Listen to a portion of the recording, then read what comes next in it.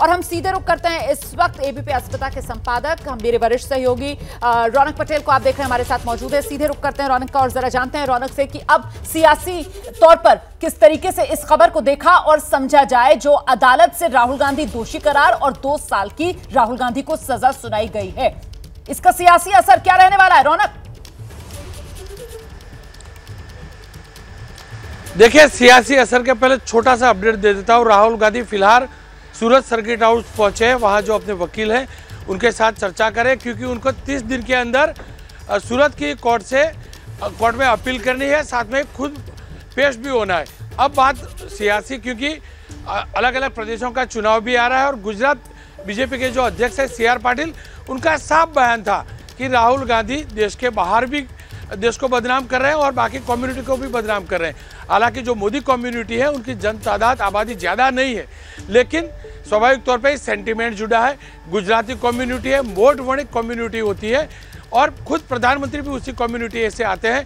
पूर्णेश मोदी जो शिकायत करता थे वो भी उसी कम्युनिटी के हैं, विधायक हैं। तो स्वाभाविक तौर पे न सिर्फ गुजरात में बल्कि देश भर में यही मुद्दे पर राजनीति होती रहेगी, क्योंकि अब तक आरोप लगते थे, लेकिन जब बात अदालत की आती है, अदालत के आदेश की आ जाती है, तो स्वाभाविक तौर पे भारतीय जनता पक्ष के पास एक बहुत बड़ा हथियार मिल गया है अदालत के आदेश को लेकर। हालांकि राहुल को यकीनन 30 दिन के लिए जमानत मिली है, क्योंकि 3 साल से कम वक्त की उनको सजा हुई थी। तो वही कोर्ट ने, जिस कोर्ट ने उन्हें दोषी करार किया, उसी कोर्ट ने जमानत दे दी है, लेकिन और सजा पर स्टे भी लगाया 30 दिन के लिए। लेकिन क्योंकि सजा जरूर दी है, ऐसे में स्वाभाविक तौर पे बीजेपी इस शस्त्र को जबरदस्त बुनाएगी।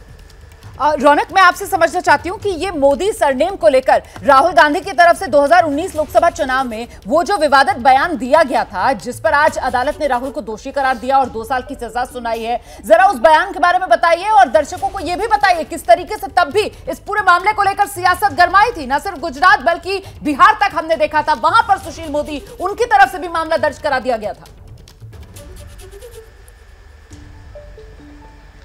देखिए, मोदी कम्युनिटी, एग्जैक्टली जो मोदी कम्युनिटी है वो गुजरात की है, मोट वणिक कम्युनिटी है, जहाँ से खुद प्रधानमंत्री उस कम्युनिटी से हैं। पूर्णेश मोदी सूरत के मोदी हैं, वो भी मोट वणिक कम्युनिटी से हैं। हालांकि ललित मोदी को भी उन्होंने इशारा किया था और राहुल गांधी ने अदालत में भी आज वही चीज़ कही कि मैं भ्रष्टाचार को उजागर करना चाहता था, लेकिन क्योंकि एक कम्युनिटी के साथ सीधा ये मामला जुड़ जाता था।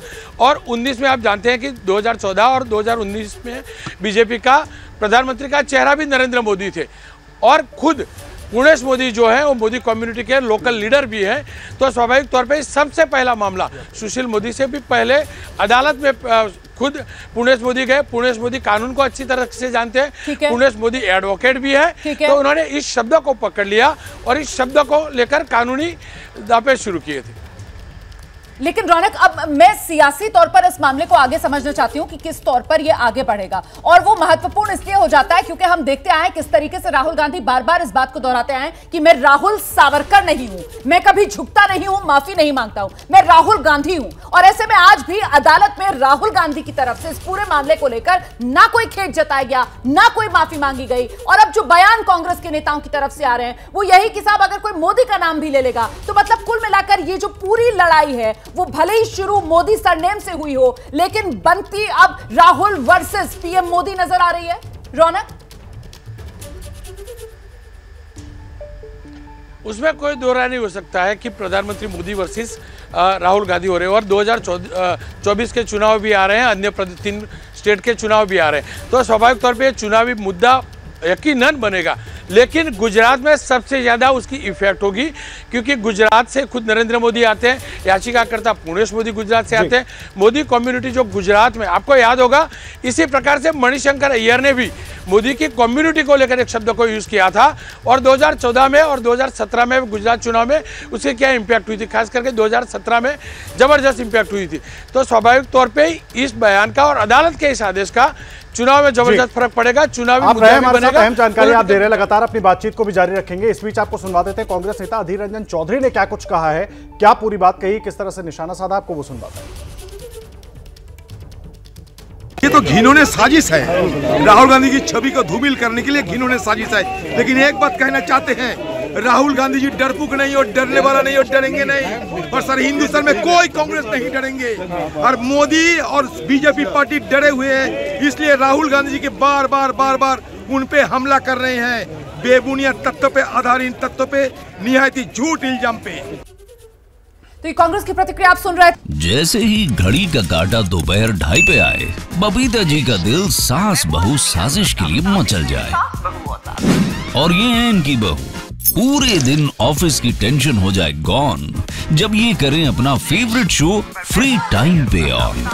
इनकी तरह आप भी देखें अपना फेवरेट शो अपने टाइम पर और डाउनलोड कीजिए एबीपी लाइव ऐप अपने स्मार्ट टीवी पर।